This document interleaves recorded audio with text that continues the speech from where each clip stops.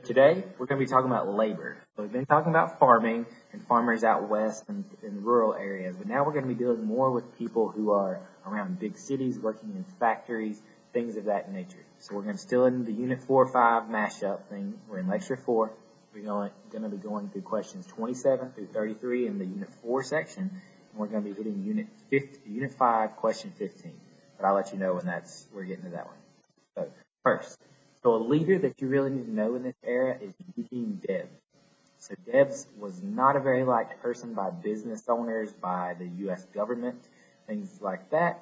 He first sort of came onto the scene with the American Railway Union. He was battling guys like Cornelius Vanderbilt and fighting for workers' rights. He was trying to help railroad workers get better pay, better wages, better benefits, all these things, really take advantage of. So they're providing a service that the country needs, so they should be able to get paid at a higher rate. So that's what Debs would have argued. Political party, so number 28. So after he was the railway union leader, he started the Socialist Party of America. So this was obviously something that made him not very liked by the U.S. government and a lot of people in the U.S. because socialism is sort of a bad word in a lot of circles in the U.S. government. So that would be, so he started the Socialist Party of America. He is similar to Gompers and Powderly, so this is number 33. So Gompers and Powderly were two other activist leaders during this time who were trying to help unions. One similar goal that he did have to these two other men was that he was pushing for unions, just like these other people. He was all about labor movements, helping the common man, helping the workers who were being taken advantage of, and they all wanted for better working conditions.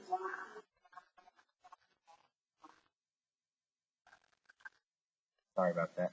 So they wanted better working conditions. So they're really pushing for labor movements. So reasons for change, and this is where we're going to flip over to Unit 5, question 15.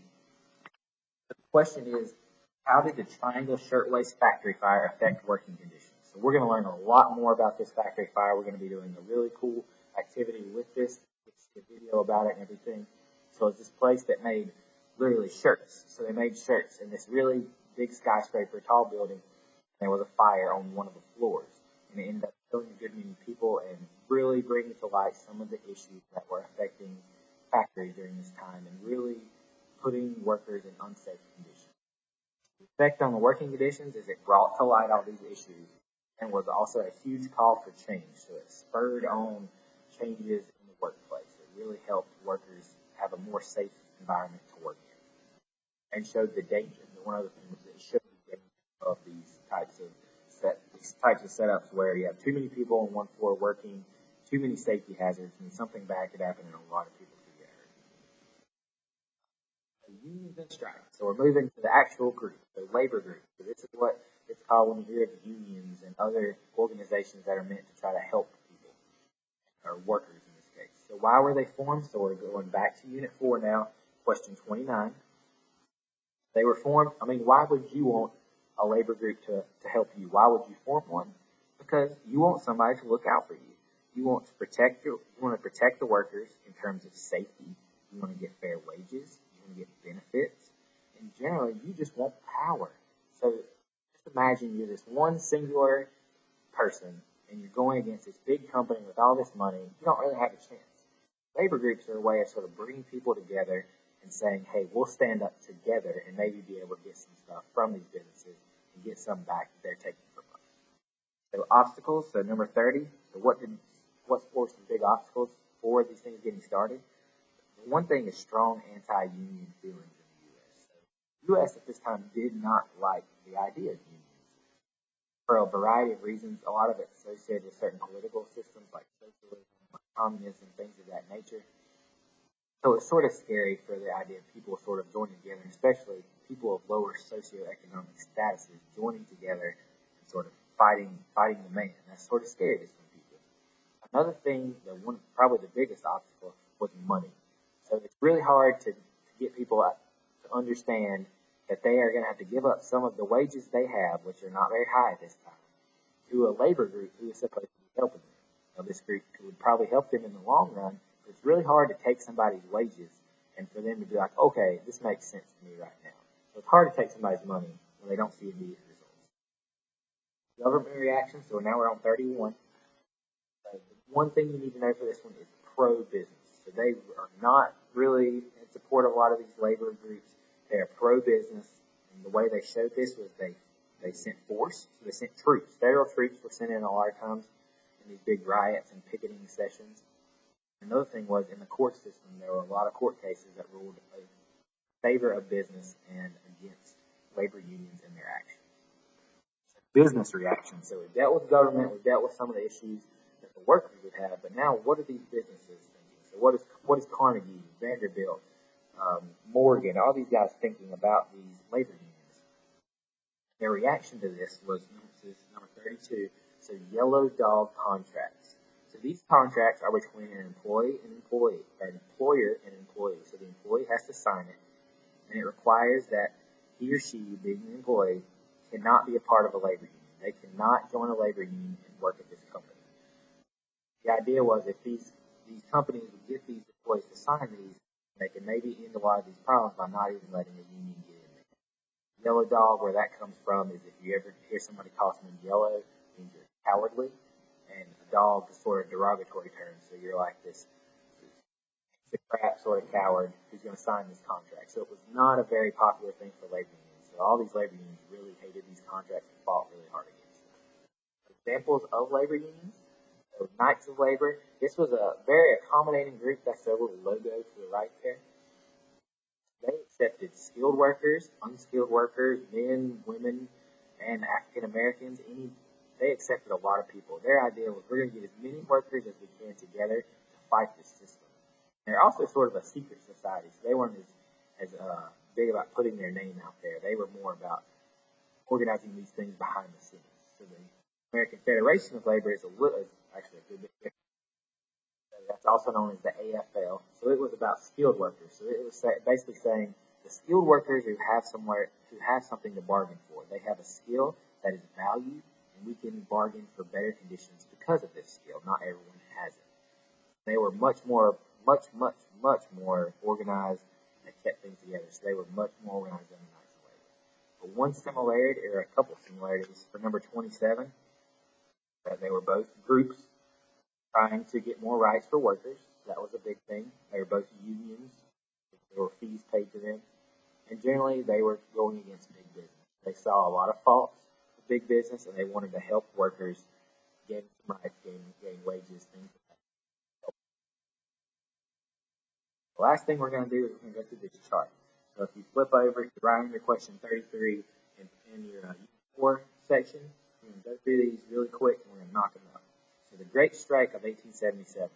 So the cause of it was the railroad company here was cutting wages for the second time in a year. So they've already cut. So the market's going down for railroads. So they're cutting wages for the second time. The cause of the wage. Description of this one would be, so it was July 14th, 1877 in West Virginia.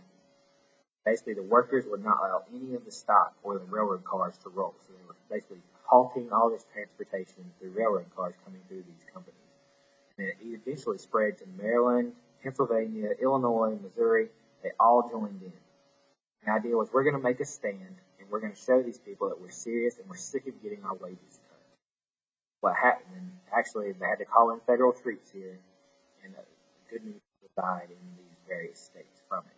So the effect of it was unions became better organized, so they saw the value in organizing and being very, very methodical, very understanding of how they should do these things, and so strikes increased, and also a big thing that came out of this was publicity. People started to recognize that these people are being taken advantage of. Newmarket Affair of 1886, so it's supposed to be 86. So this was a strike for an 8-hour workday, so that would be the cause. Description, so it was May 4th, 1886, and began peacefully as a protest. So this is one of the most famous riots or labor disputes in U.S. history. So it began as like a peaceful protest, a lot of speeches that were sort of heated, but there was no direct violence that came like initially from it. But a homemade dynamite bomb, which was actually a crazy thing, was thrown, and it killed a cop. And after this explosion and the cop was killed, a gunfire started going and killing a a lot more people, more cops and innocent civilians there.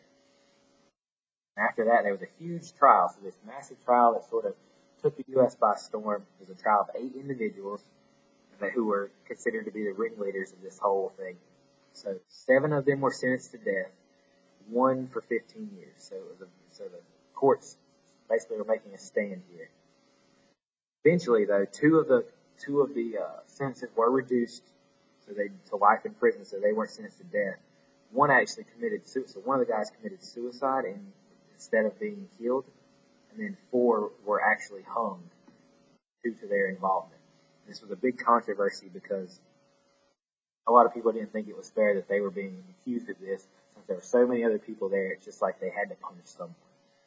So the effect of this one was the night. So this was a night of labor sort of deal. So the night of labor dies because it loses all credibility after this, because they're seen as sort of this organization that cannot control its members, and the AFL emerges. So the American Federation of Labor emerges after this thing.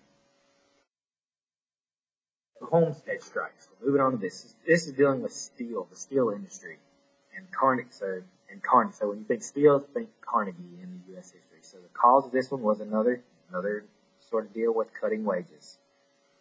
There was an economic downturn, so steel wasn't being worth as much, so they had to cut wages in these factories. This was the description part was in Pennsylvania, and the company, so Carnegie's company, locked out workers. They literally would not let them come in because they were sick of the striking, they were sick of all these things going on. And the workers eventually sort of turned it around and were trying to sort of keep the scabs, as they're called, out of there, so basically to keep the factory from running. What they did, a lot of these companies this time would hire these enforcers to come in and break up these strikes. Instead of calling in police, they sort of hire their own enforcers to deal with it. The problem was, once these enforcers got there, this big bloody gunfight occurred, and federal troops had to eventually be called in to end it. And this is also another one where several people were killed, or multiple people were killed in a gunfight.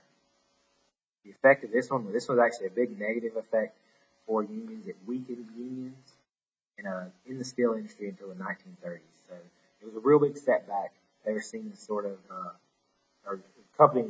steel companies as a whole began to really crack down on labor unions and really. Pullman strikes, the last one, was another. So cause again was wage cuts. That seems to be a constant thing to remember. It's usually about how long you have to work or wage cuts. For the description on this one, it was a nationwide strike, but it began in Illinois. So it was shutting down railways. The idea of really coming in there, and these workers were going to shut down the railways, and they actually did, sort of stopping traffic on railroads for a lot of the western and northwestern parts of the country. So you've never heard of Pullman before. Pullman was this factory, and basically they had all where they lived around them. So they were sort of living in these dormitory-style houses where their families could live, but it was all like self-contained in this one city. So the people who worked in the factories lived in the same city, shopped at the same place. And Pullman was making a lot of money off this. But what happened was their economy was going down. They weren't making as much money, so he had to decrease wages. The problem is he didn't cut rent with it. So the rent stayed the same, so these people were still having to pay the same amount, but they weren't making as much. This is when Debs came in. So that guy we were talking about, Eugene Debs, came in to try to unionize the Pullman factory. And eventually this led to employees trying to stop transportation on the railways, and as usual, federal troops had to come in and put a stop to this after more people were killed. The effect of this one, Labor Day is a big reason why Labor Day was instituted was because of this strike. It was like basically a way of saying, okay, we're sorry for all this happening. It's a way of federal government sort of apologize and say, here's a day in honor of, basically a vacation day for you guys because we want to sort of stop all these strikes. And after this one, you also see the Socialist Party emerge with Debs as its leader. So that is all.